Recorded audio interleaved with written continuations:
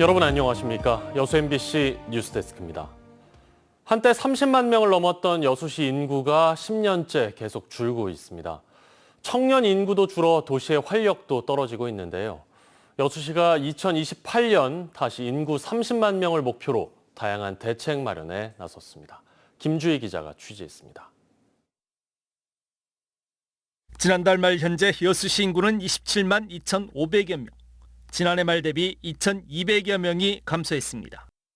여수시의 인구는 지난 2006년 처음 30만이 붕괴된 이후 지속적으로 감소 추세를 이어오다 지난 2016년 28만 명, 지난 2021년 27만 명대로 감소한 상황입니다. 해마다 평균 2천여 명의 인구가 감소한 셈입니다. 여수시의 인구 감소는 전국적인 인구 소멸 위기 이슈와 맞물려 청년 인구의 감소가 근본적인 원인으로 분석되고 있습니다. 취업, 교육, 또 이제 주거 환경에 따르는 좀 만족도가 다른 도시에 비해서 조금 열악하다는 그런 부분도 좀 있고, 그래서 이제 수도권 이탈도 좀 많습니다.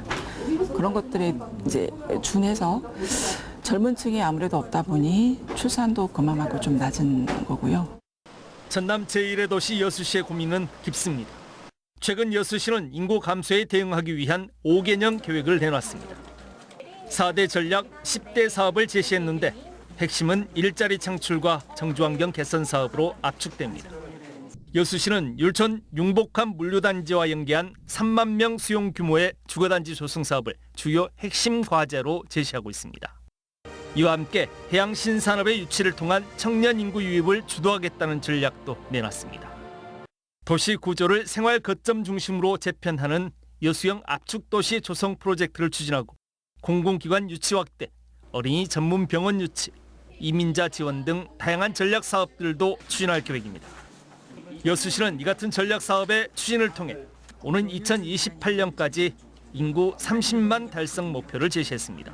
하향세를 하고 있지만 어떤 정주 환경들, 앞으로의 이런 융복합 단지들, 또 율촌 산단들 조성 이런 것과 연계되어서 잘 준비하면 향후 5년 이후에는 30만을 목표로 좀 다름질 해볼 수 있겠다. 수도권을 제외한 전국 도시들의 공통적인 고민인 인구 절벽, 지방 소멸 위기. 여수시 역시 피해 나갈 수 없는 지방도시 공통의 고민 속에서 이번 5개년 계획이 어느 정도 성과로 이어질 수 있을지 관심이 집중되고 있습니다. MBC 뉴스 김주희입니다. 여수와 수도권으로 가는 고속열차 운행이 하루 38편으로 확대됐습니다. 여수시에 따르면 지난 1일 전라선 여수 수서간 SRT 운행이 본격 시작된 가운데 친환경 신형열차 ITX 마음도 전격 운행에 들어가면서 여수 수도권 간 고속열차 운행 편수가 하루 30편에서 38편으로 크게 확대돼 시민 편의 증진은 물론 철도 관광객 증가에 큰 몫을 할 것으로 기대되고 있습니다. 특히 ITX 마음은 무궁화호 등 노후 디젤 열차를 대체하는 동력 분산식 신형 열차로 최고속도 시속 150km로 여수 엑스포역에서 용산역까지 약 4시간이 소요됩니다.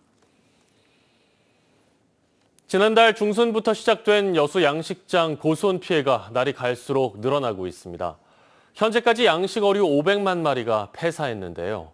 피해는 먼 바다까지 확산하고 있지만 고수온 특약에 가입한 어간은 2곳에 불과해 보상이 막막한 상황입니다. 김단비 기자입니다. 양식장 냉동 창고에 쌓여있던 포대들을 배로 수거하는 작업이 분주합니다. 죽은 물고기를 가득 담은 포대에서는 악취가 뿜어져 나옵니다. 이 양식장에서 나온 포대만 1000여 개에 달합니다. 고수온으로 폐사한 물고기들은 인근 매립장으로 옮겨져 처리됩니다.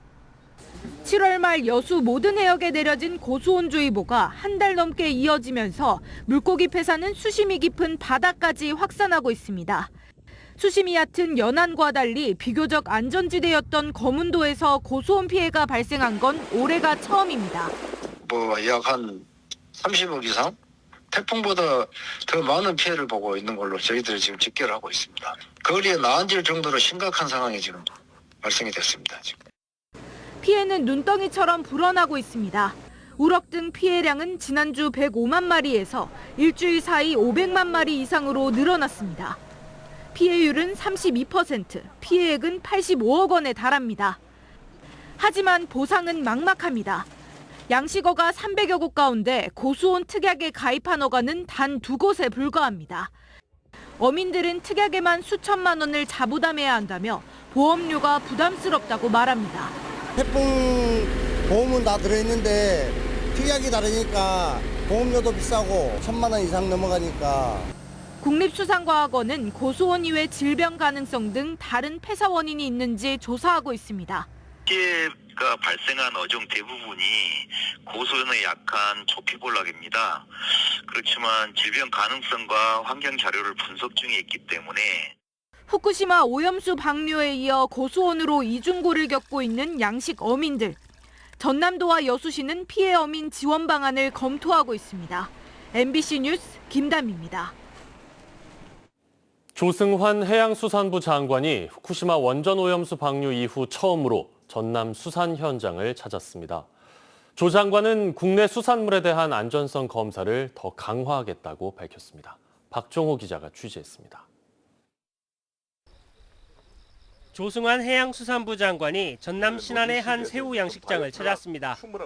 일본 후쿠시마 오염수 방류 이후 해수부 장관이 수산 현장을 방문한 것은 이번이 처음입니다.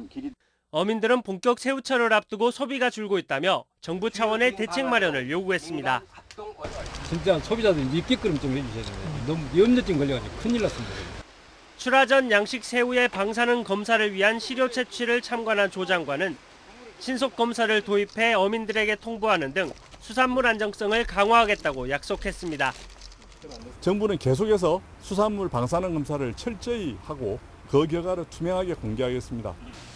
새우 양식장에 이어 해수부 장관은 목포 청호시장도 찾았습니다. 수산물 소비 동향과 원산지 표시 이행 실태를 살펴보고 상인들의 애로사항을 청취했습니다. 너무 안 돼요?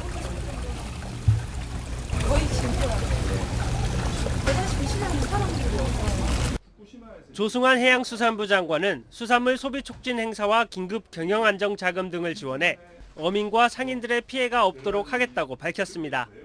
예비비까지 확보해가지고서 이제 어떻게 해서든지 이 안전 플러스 국민이 안심할 수 있도록 이제 소비 촉진, 소비 활성화를 이제 계를 같이 가고 있고요. 후쿠시마 오염수 방류 이후 수산물 소비가 위축된 상황. 해수부 장관은 정부를 믿고 우리 수산물을 안심하고 많은 소비를 해줄 것을 당부했습니다. MBC 뉴스 박종호입니다. 농어촌 진흥기금 대출을 받다가 사기 피해를 당했다는 농민 10여 명이 전남경찰청에 단체 고소장을 접수했습니다. 최근 농업정책자금 대출 피해 모임은 모종사업자 지모 씨가 농업정책자금 대출금을 가로챌 목적으로 농민들에게 대출금 전액을 자신에게 송금하게 한 뒤 돈을 돌려주지 않는 방법으로 인당 수천만 원을 가로챘다는 내용을 담은 고소장을 접수했습니다. 전라남도 경찰청은 사건의 경위를 파악한 뒤 사건을 직접 수사할지 여부 등을 결정할 예정이라고 밝혔습니다. 사고나 질병으로 갑자기 쓰러졌을 경우 전남도민 절반은 골든타임 안에 응급실에서 치료를 받지 못하고 있습니다. 의료 최대 취약지로 꼽히는 전라남도가 경상북도와 함께 정부의 국립의대 신설을 공동 건의했습니다. 김진선 기자입니다. 국립중앙의료원이 발표한 공공보건의료 통계입니다. 응급 상황 시 1시간 안에 응급실을 이용한 전남도민의 비율은 51.7%, 전국에서 가장 낮습니다. 90% 이상이 1시간 내에 응급실 치료를 받는 서울과 비교했을 때 전남과 경북 등의 격차는 매우 큽니다. 인구 10만 명당 치료 가능한 환자의 사망률도 전남은 47명 이상으로 전국 평균을 넘어섰습니다. 외과와 산부인과 등 필수 의료 분야들도 빠른 속도로 사라지고 있습니다. 이 같은 의료 격차는 의과대학과 연동해 운영하는 상급 종합병원이 없는 지역에서 두드러지고 있습니다. 김영록 전남지사와 이철우 경북지사가 국회에서 의료 최대 취약지인 전남과 경북의 국립의대 설립을 촉구하는 대정부 공동 건의문을 발표했습니다. 그 위험 질병으로부터 우리 도민들을 구할 수가 없습니다. 그래서 반드시 상급병원, 국립의과대학과 부속병원이 반드시 필요하다고. 또 지역의 의료 환경 개선과 부족한 의료 자원 확보를 위해 지역 국립의과대학 설립에 정부와 국회가 적극 나서줄 것을 요구했습니다. 소비의 가장 큰 이유는 의료와 교육입니다. 일자리라고 이야기하는데 일자리보다 더 중요한 것이 의료입니다. 사람이 사느냐 죽느냐 문제이기 때문에 이번에 국립의대는 꼭 해결하도록.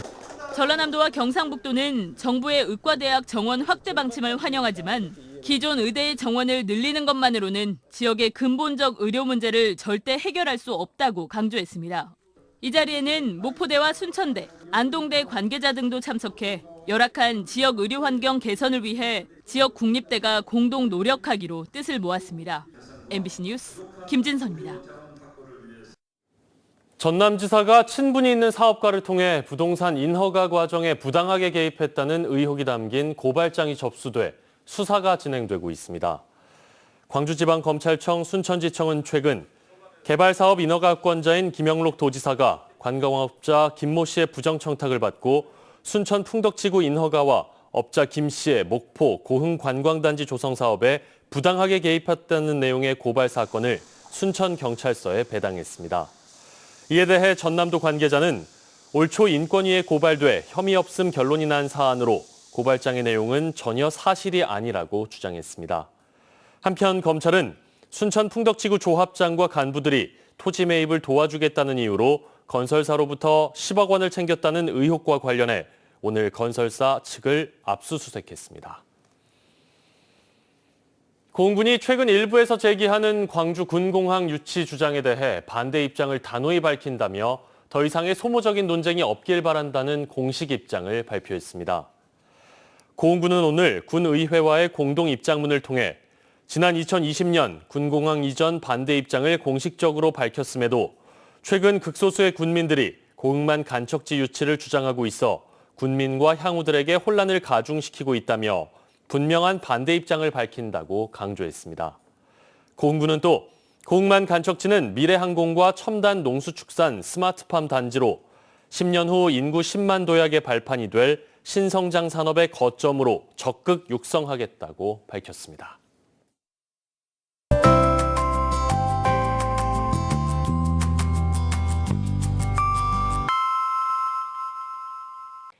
날씨와 생활정보 정리해드리는 생활포커스입니다. 추석을 앞두고 채소와 과일 가격 높낮이가 큰 차이를 보이고 있습니다. 우선 과일은 작년보다 크게 올랐는데요. 특히 이상기후로 작황이 좋지 않아 배와 사과의 공급량이 감소한 데 따른 것입니다. 반면 배추와 무 등의 수급 안정으로 채소값은 1년 전보다 하락했습니다.